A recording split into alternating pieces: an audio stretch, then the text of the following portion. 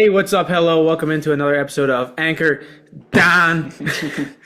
We are all here tonight in the same location. Yes. We just had a conversation with NOAH Hiles of the Pittsburgh Post-Gazette earlier this evening, and that will be in at the end of this episode. So stick around to hear some insight from NOAH Hiles. The Pirates split the road trip 3-3 out west, taking the series from the Diamondbacks, dropping the series to the Giants on the weekend, and after an off day today, they'll come home and play the Rockies for 3 and the Phillies for 3. Let's jump right in. Road trip, guys. What are you thinking of the road trip? General thoughts. Look, I mean, you gotta splitting road trip games like a series, like split it up however you want it. Going 3-3 on the road, you would typically look at it and be like, "Oh, that's fine." But the fashion that we lost yesterday, I'm pissed. So I don't know. Offense played good.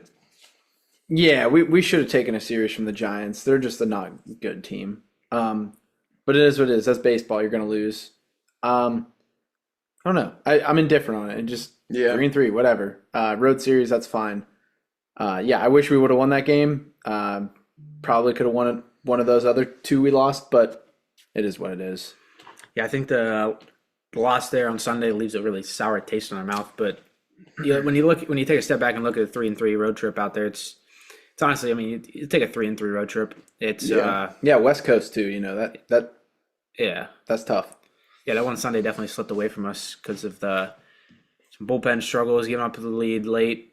When Horwitz hit that double in the 10th.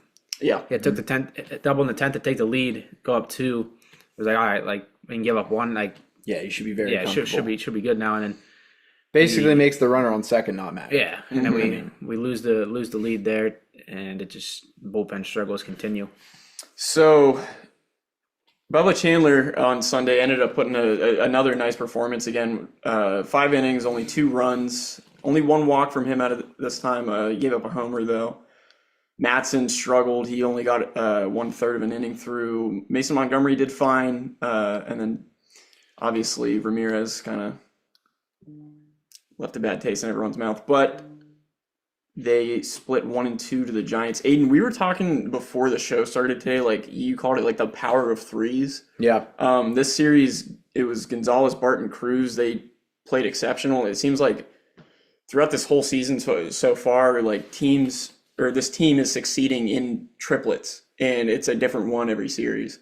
Yeah, and this was a weird one because I hate Joey Bart, but like he played really good. I think he had 8 hits against in that Giant series. Yep. Cruz, slowed down a little bit. He had that really hot stretch. Had a pretty good series, and Gonzalez just continues to rake. That seems to be pretty common when this offense is really going, that there's 3 guys that really stand out in a series or a road trip that just it can be any 3 guys. We saw this is a great example. Joey Bart has no business being mentioned as a hot bat. Guys, Aiden doesn't like Joey Bart. I don't. But and we didn't even mention Griffin. He's still red hot. Yeah, he's had a great 2 weeks since he turned 20. He hasn't slowed down at all. We saw 2 home runs from him in this one in Arizona and. Well, the one hit off the top of the wall. It was a home run in like 26 parts. Yeah. And then, but he got one out Sunday in San Francisco. We're seeing his power. We're seeing his speed. We're really seeing the full package of Connor Griffin now, and it's impressive. Yeah, it's cool to see. We got like this power of threes thing. We got Connor Griffin as like an accent to these guys for this road trip. Brandon Lau, another one, had 2 home runs in the road trip. Had a rough game Sunday, 0 for 5. But like these are accent marks on these super hot streaks that these players are getting, and it's really cool to see. Right, backtrack. I guess we're going to backtrack throughout this road stand, if you want to call it. Saturday, the offense exploded. We won 13-3 again. Another Saturday explosion. We hit 20 hits. Joey Bart, obviously, 4 hits. Also, Nicky G getting 4 of his own. Every single starter in that lineup got a hit. So that goes to show you, even like we didn't expect to be top 10 in hits, batting average, whatever it is. I mean, we're a top 10 hitting team right now. Like, Yeah. And What the is top this? 5 rotation. right. And another great outing from Ashcraft on Saturday. Yeah. And- My favorite Pirate. Yeah, Ashcraft, and he's pitching really efficient as well. Yeah, for sure. Didn't have a walk on Saturday. 6 strikeouts, no walks, only 1 run. He just got through 7 full. Yeah, Ashcraft has just been looking really good recently. Yeah. What did we say? 15th in WAR, was it? I believe it was. Yeah, in the whole league. Yeah, 15th in the league in WAR right now. He's pitching. Shout out to NS9 here. We were listening to their show earlier, but they mentioned that Ashcraft is the perfect sidekick. He is the Robin to the Batman of Paul Skeens, and I couldn't put it into better words. I mean, I think didn't we hear that Ashcraft's thrown the most innings for us this year? Yeah, he has, which I like. We would have thought it was Mitch Keller, Yeah. but no. He's top 5 in the NL in innings pitched this year, Yeah, that's impressive. which is really cool. Yeah. Yeah, so I mean, I don't know how many times we got to say it on here. The whole team's been playing great except for the bullpen. If this can get figured out, like we have a shot.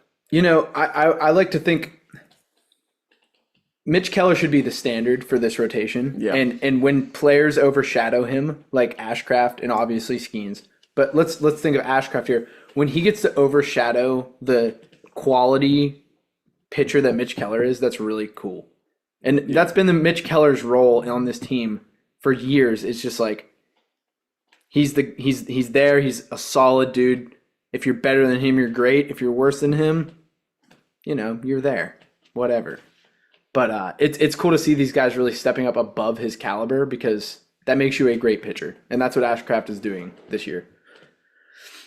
So Friday's game, not much to write home about other than Carmen Wolzinski having another great outing, going 6 full innings, 7 hits and only 2 runs given up.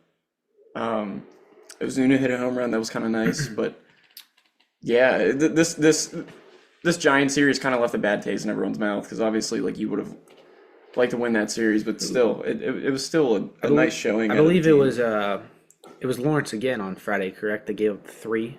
Because when Majinski's left, it was 2-1 Giants, and I believe Lawrence came in and gave up the 3. And went down 5-1. They scored the one in they scored one in the 9th. Had a little bit of rally going. Yeah, the lefty Robbie Ray had his way. I mean, we've game. talked about this so much that like. We understand that a lot of our hitters like can't hit lefties. Like obviously you're never going to see Horowitz in the lineup, but like eventually they're going to have to go out there and hit. right. What happens? Say this team makes the playoffs and they face a lefty starter, and Horowitz and Lau have 15 at-bats against lefty starters this season. Like, what do you do? Like, you can't bench him in the playoffs. Yeah, you can't roll out Nick York. I mean, no shade to Nick York. He's a phenomenal bench player, but like you don't want to start him in like a playoff game. You know what I mean? I'm okay with giving them those rest days, but we saw 2 lefties not too far apart with a rest day coming up on Monday. And I don't know. I don't know. I'm curious to see how long this lasts. Yeah, especially in like, say we're in like a 3 or even 4 game series against a team and they're throwing a lefty on the last game of the series, and we're about like looking to sweep them, or we know we've won the series. Leave them in the lineup. Let them get their at bats against them. That's my take on that. But I mean, and Lau needs to start every day. That's irritating. Yes, give him his rest days. We got to have him healthy. Same with Reynolds. Same with O'Hearn. Like, they earn these rest days. Horowitz, another one. Injury prone guy. Yeah, but not every single lefty. Like, right. I would rather them be in there, even though they struggle against lefties, and be the veterans that they are, adapt and figure it out, than have Billy Cook, Joey Barton, Nick York. Mm-hmm. They're fine bench pieces. Yeah, not all 3 at the same day. Yeah, those lineups against lefties, like, they make me like cry when I see it on my phone. Yeah, and the results show. We scored 2 runs. Mm-hmm. Robbie Ray diced us up. Regardless, lefty, righty, I don't think it really matters. So looking at the Diamondback series, Pirates split this one 2-1 though. Starting on Tuesday, they did beat us 9-0 though. Chandler had a rough first inning, but he ended up turning it into another solid start. He went 5 innings, only 2 given up, and I think it was 9-1. 9-1, yeah. Google Doc mistake there. But he gave up 6 walks again, which has been his issue all season. Not much to say really. Just kind of a poopy day. Yeah, it's just one of those losses. It's just kind of like we've said before, just a loss. Just one of those ugly games you're going to have throughout the 162 game season. Yeah, whatever. Right. Hey, I'll say this though. It was in reach until the bullpen. Yeah, I mean we were only down 2-0. Sure. There's only so many. Yeah, I mean, listen, I get we're going to lose games, but there's only so many we can lose because of one specific group on this team, and a lot of those have been the bullpen. I saw something interesting earlier. A lot of statistical categories, this bullpen is not that bad. On paper, if you look at it, this bullpen is not that bad. But in specific moments, they can never, just seems to not mesh together well. Yeah. You know, like Santana started hot. Soto's been great. Mattson started well. But then that's when Montgomery was struggling. That's when Ramirez was struggling. Then when they get hot, now Ramirez is struggling. Now Matsson's struggling. Like there's never a moment where they all work well together, and that seems to be the problem. Maybe it's not the pitcher; it's the consistency. I'll say that. I think is more the problem than anything. So moving on to Wednesday's game against them, we won 1-0 thanks to a solo shot from Brandon Lau in the first inning. Another quiet game. This was kind of a boring series against the Diamondbacks. Connor Griffin's been again hitting phenomenal. He almost had a home run in that game. And then on Thursday again, we beat them 4-2. Whoa. Skeens, eight Oh yeah. 8 shutout innings. Oh, sorry. I kind of forgot the icing on the cake there. It's expected. Yeah, it is expected. I'm kidding. That was fun to watch. I got to watch the second half of that. I was actually at the.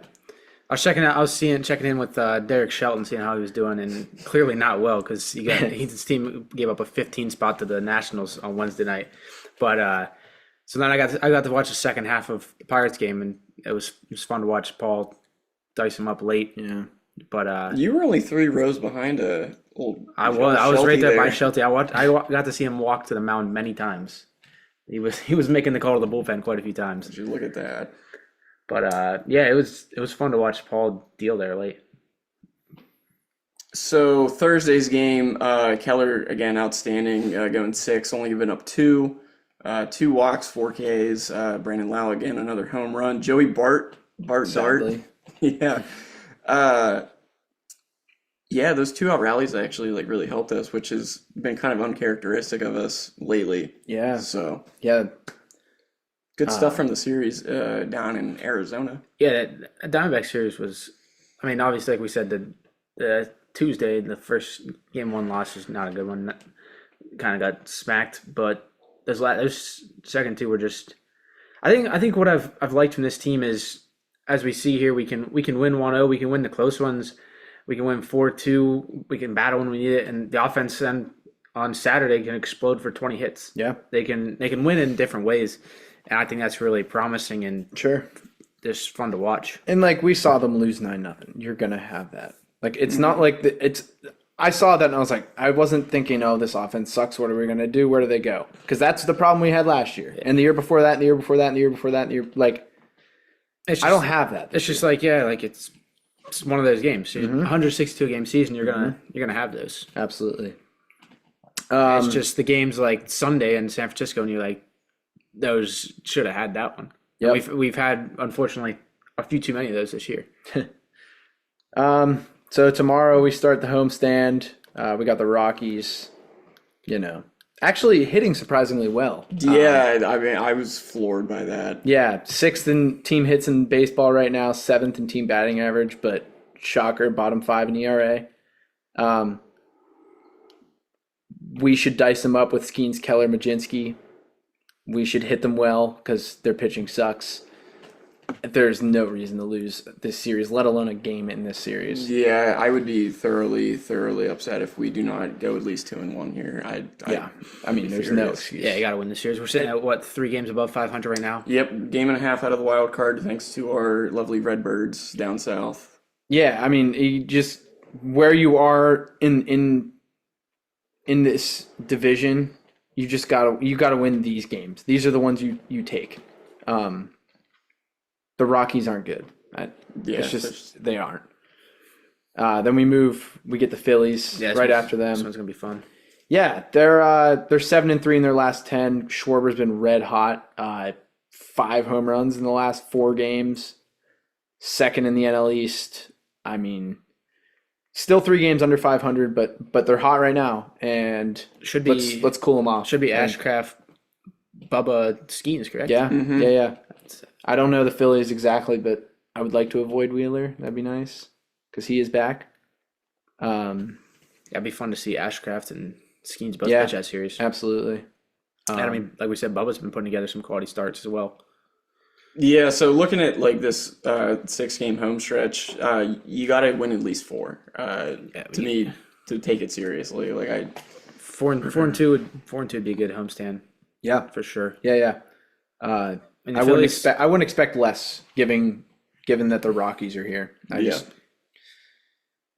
the Phillies started off terrible season, and now after firing Rob Thompson, Don Mattingly now leading the charge for them. And as Aiden said, they're 7-3 in the last 10. They're hot right now, so it's gonna be fun.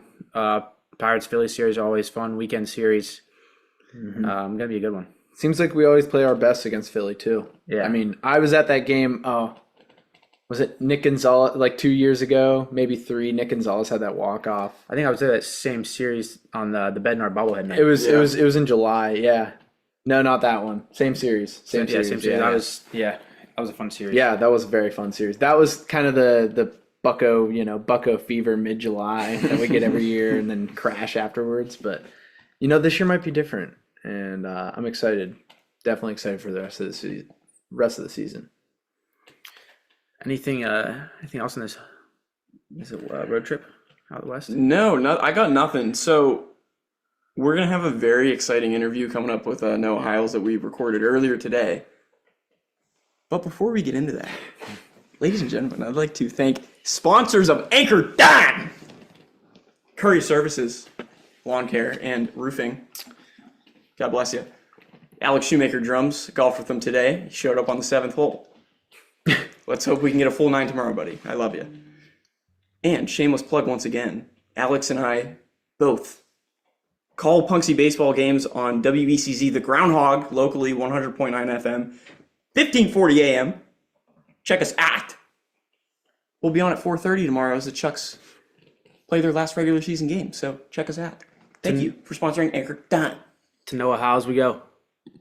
All right, now we're joined by NOAH HILES of the Pittsburgh Post-Gazette. Noah, thanks a lot for joining us tonight. How you doing today?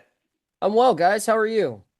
Awesome. Excited. No complaints. Happy you're here, man. We're all we're actually all Noah. You don't know this, but we're all kind of these two are here in Punxsutawney, but I'm usually in DC, so I'm home for the week. So we're all in the same location tonight. So Nice. Blaine's here. I feel special. You get us all. Yeah. But just jumping into it, Pirates fall yesterday in San Francisco, the game 3 of the series, and bullpen kind of gives another one away. It's kind of been something we've been talking about a lot. Fans have been upset about it a lot. What do you what's your take on this bullpen and just your outlook on the struggling bullpen and some options maybe that they have going forward?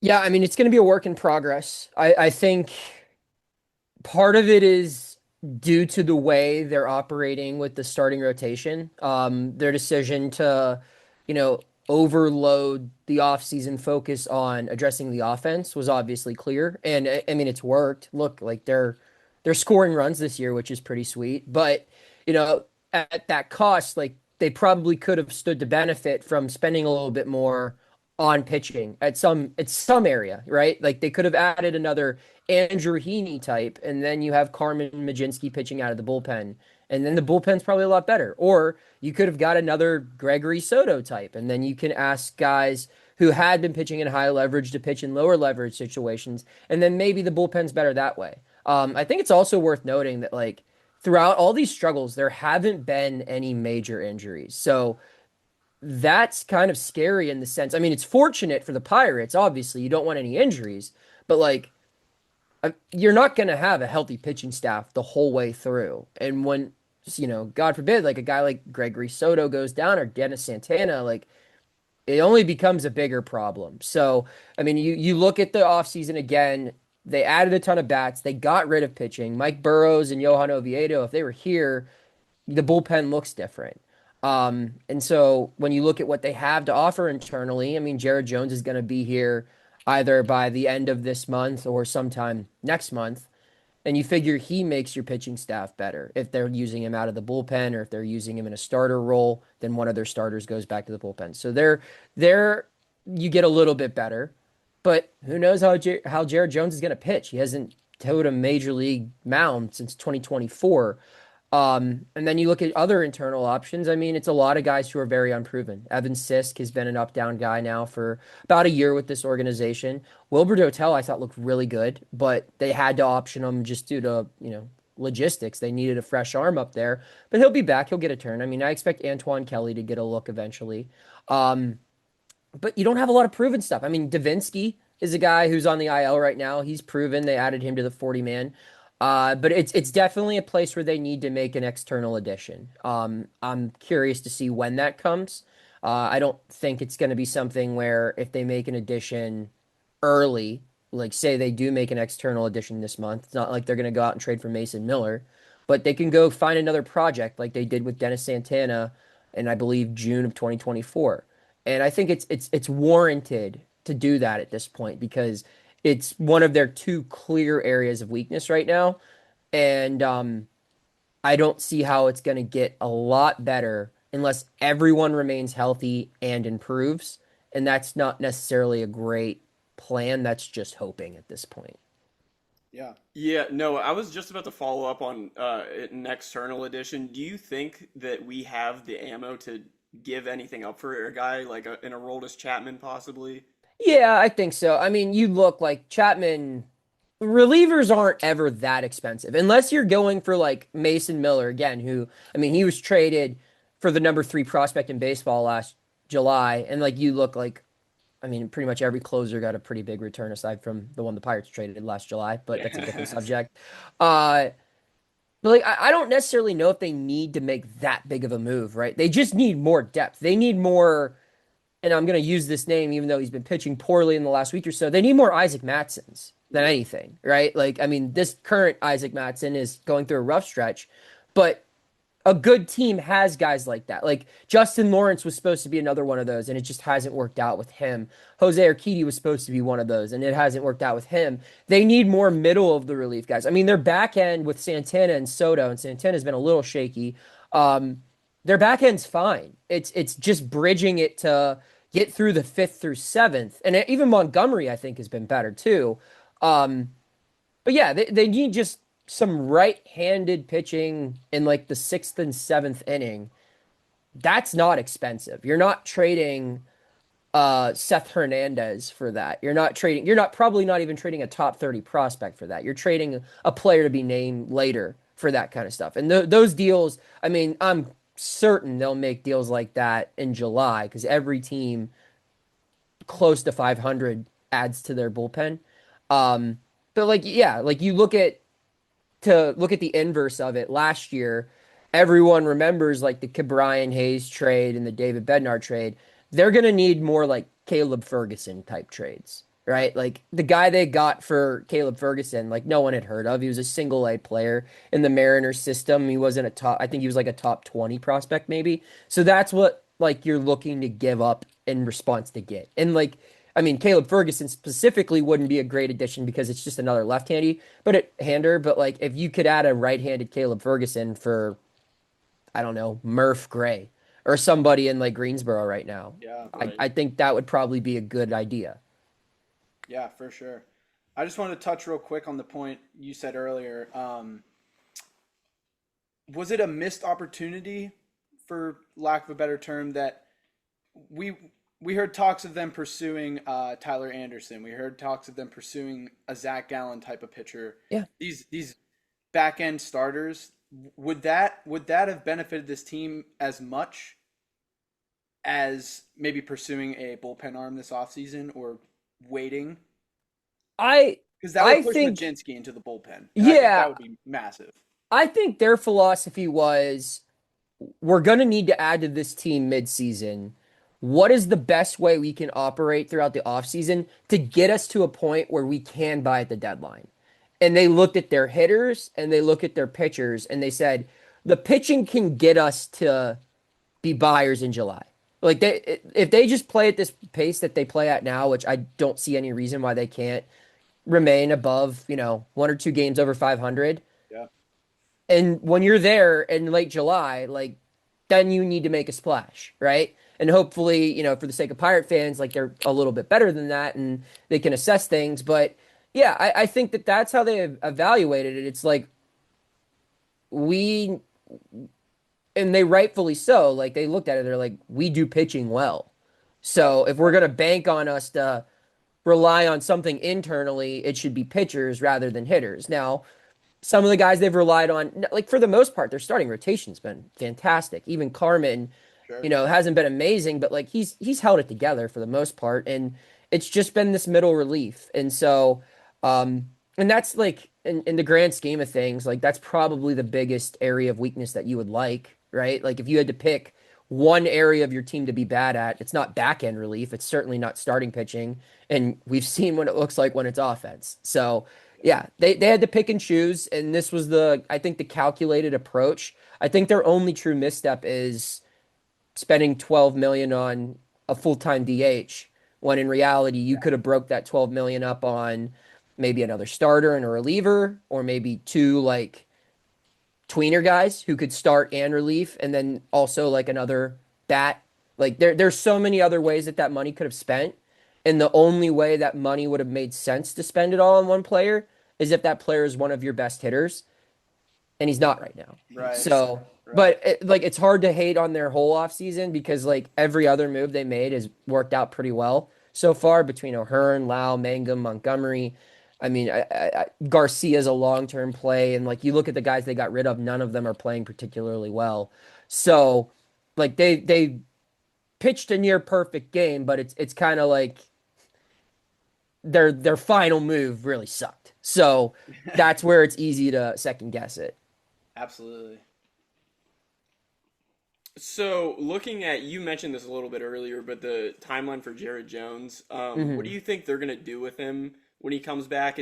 I'm assuming he's going to start in the bullpen, but like, would he stay there throughout the whole season, or?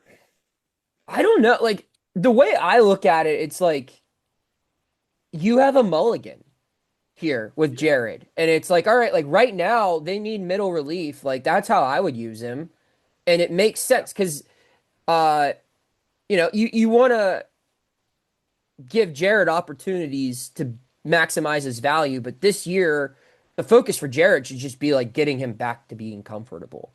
Like I can't imagine they want him to throw, I don't even know, maybe like 80 to 100 innings.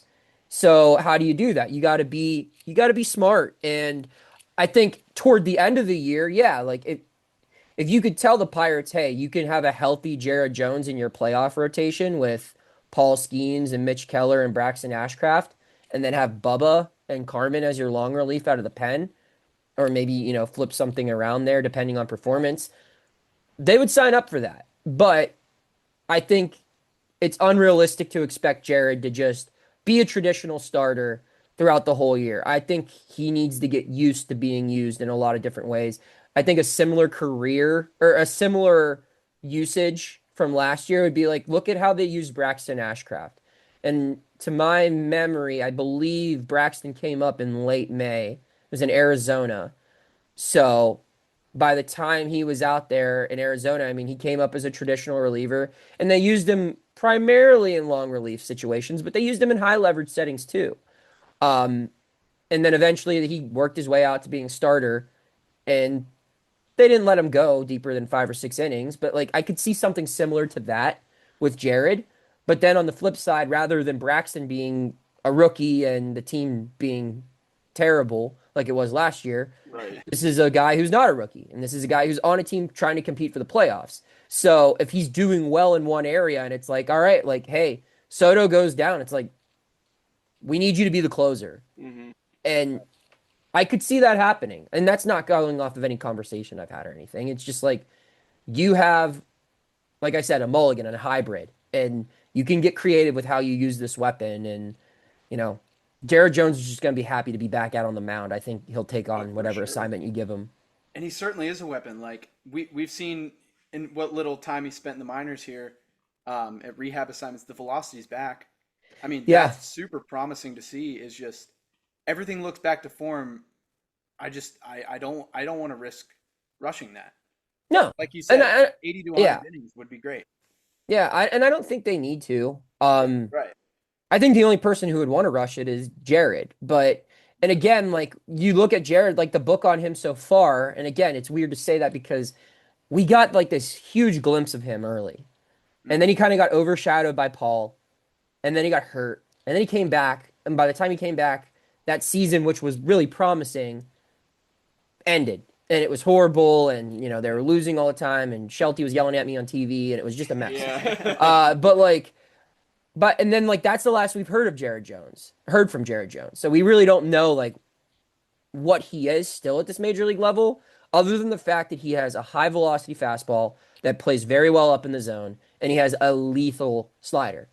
And you look at guys with that type of pitch profile, those are elite relievers who do that. That's Josh Hader, that's Andrew Miller, and I know like lefties, but like Jared's a righty, but still like there is a proven track record of elite relief pitchers who have that live fastball paired with a slider. So I don't hate the idea of that being his long-term home. People who are 5'10", 180 pounds, God did not make them to throw a fastball as fast as Paul Skeens, because Paul Skeens is built to throw that hard. So in order to preserve him and maximize him as an asset, maybe the bullpen is his full-time home. Who knows?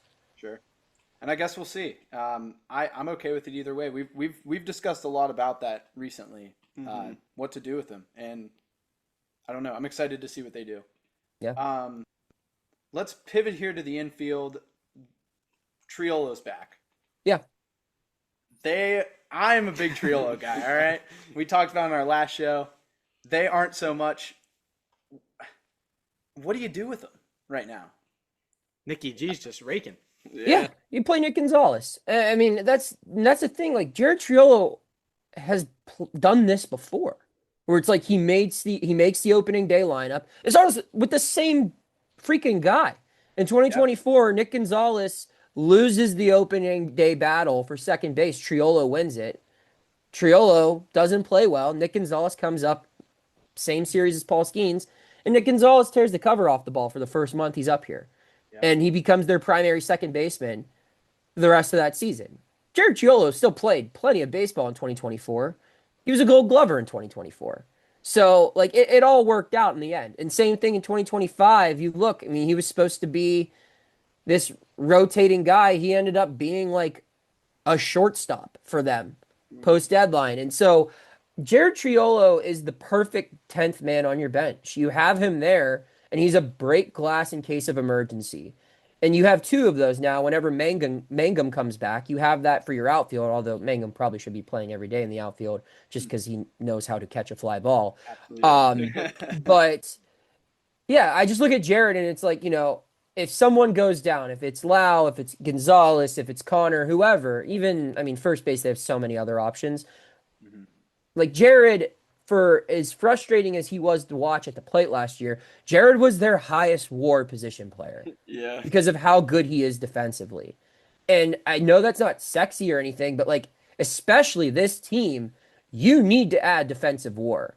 So I'm not saying you have to bench a guy like Gonzalez who's hitting over 300 right now, but just know that, like, yeah, your replacement is, hey, at the very least, we're going to get really good defense from this guy. And the Pirates are in a luxurious spot where they can afford to lose a bat if one does get hurt, because they have 7 above league average hitters right now, which is, again, crazy to say. So if one of them does go down or slumps, you aren't necessarily a worse team with Jared Triolo playing every day. It's just you're getting value in different spots. I couldn't agree more. That is exactly what I would say too. Like, he just makes this team way stronger even without having to play every single day. Right.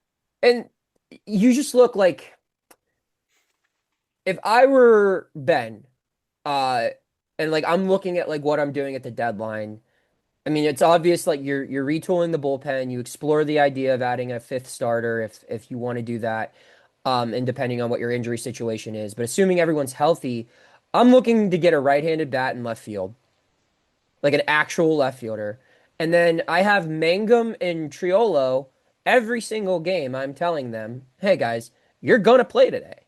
It's just we don't know when, but there's gonna come a point in time where it's like, if you're starting Spencer at first base, when you get to a late inning situation and there's a lefty on the mound to face Spencer, it's like, okay, well, hey, we're gonna pinch hit for you, and then we're gonna move O'Hearn into first. We'll move whoever's in left field over to right field, and Mangum's playing left field. And the same thing for Triolo. It's like Nick Gonzalez, yeah. Like if it's a righty batting or it's a righty on the mound in a leverage situation and you want a left-handed bat up, you could do that. Or you just defensive sub him. Like I think that regardless of how big of a Nick Gonzalez fan you are, and he hasn't done anything to suggest that he's like an incompetent fielder at third base, which is a surprise to me. But like if it's the bottom of the ninth in a playoff game, who do you want at third base, Jared or Nick? I would want Jared Triolo. So like that's why you have those guys there just to make that late inning sub. That's what good teams do. So having those late game substitutions just for defense, like when you have role players, guys who are good at pinch hitting, like Nick York, he got good at defense, good at base running, like they kind of have that type of bench, which is a very encouraging thing for their long-term, the longevity of this season. For sure. One last quick one before we let you go, Noah. Do you believe this 2026 Pittsburgh Pirates baseball team is a playoff team? Are they legit? I think they're a legit like winning record team. I don't think they're a playoff team just yet. And that pisses off people when I say it. Like I say that on the fan and like my Twitter mentions like blow up, but it's like look at how far they've come. Literally. Like we're recording this on May 11th. On May 7th last year, Shelton was fired. Yeah. Like they were 12-26. Like think of where they were a year ago and how bad it was and how hopeless it seemed. And now like the conversations we're having now is like, should Connor Griffin be batting fifth? Like how do you fix this outfield defense? How do you maximize the starting pitching, blah, blah, blah. Like at this time last year, we're like, all right, Emmanuel Valdez could probably bat cleanup. And they've come a long way. So yeah. I don't know if they made the jump from low 70s win total to playoff team, but like it depends on a couple of factors. Like I wrote about it today. My column was like if their rookies play anything more than what a rookie would play like Connor Griffin, when he was called up, he was supposed to just be here for defense and base running. Dude is hitting the cover off the ball in the last 2 weeks. If that continues, then the expectations rise. If Bubba Chandler can find a way to go more than 5 innings consistently, the expectations rise. If Jared Jones comes back and looks like Jared Jones first half of 2024 Jared Jones, the expectations rise. If they go out and they make a deal at the deadline. I mean, imagine if they do, like you look at the teams that are struggling right now, looking to sell, like imagine adding like a Jarren Duran to this team. Or an Aroldis Chapman or somebody like they have prospect capital to do that stuff. It's just I don't know if it's necessary, but I think if they can maintain this pace, internally address their current flaws, and just stay 3 to 4 games over 500 into July, they have to make a big splash. And if they make external additions, it can take them over the hump. I don't think the Central Division is as good as what it is right now. I don't anticipate the Cardinals playing this well. I think the Reds are fugazi. And I think the Cubs are incredibly flawed. And the Brewers, I mean, they just have devil magic and they're never going to lose. But I think like 88 wins probably wins you this division, 88 or 90, 89 wins. Right now, I think this is like an 83 win team. Yeah. So that's good, but like they need to get better. And some of that's going to have to come internally. Some of it's going to come from luck, and some of it's going to come from external additions. If they press those buttons right, they can have the back end of the season that they didn't have in 2024. Noah, that's all we got for you. Much appreciated for joining us. Thank you very much. Before you go ahead and give a shout out where, let our listeners know where you can find your work. And thank you very much for joining us. Yeah, you can check all my work out at post-gazette.com. I have a podcast with Josh Harrison called Bucko Territory. You can check that out on YouTube, part of the Foul Territory Network, and you can follow me on X at _NOAH HILES. Noah, thank you very much. Enjoy the rest of your evening. Appreciate it, Absolutely, man. guys. Thank you. Yeah. You got a haircut in between. That was so weird. What happened? Did we switch spots? I think so. Hello, everybody. Welcome back. We hope you liked the interview, though. Dyson did get a haircut in between. Aiden did it for me. That's right. But yeah, shout out to Noah Hiles. That was a fun conversation. It was our first guest, so it was a lot of fun talking to him for a little bit. Yeah, we appreciate him hopping on. I told him this. To us, he's a celebrity. In a sense, we've read his articles, we've seen his work, phenomenal stuff. Pittsburgh Post-Gazette, follow him on Twitter. He shouted all that out. But yeah, really appreciate him hopping on. Awesome dude. Gave us great advice after the show. Yeah, for the record, he hung around for 15, 20 minutes just talking to us after the show, giving us advice, and just super cool guy. So shout out Noah. Of course, we share a namesake, so he is obviously cool. No, but seriously, huge thank you, Noah.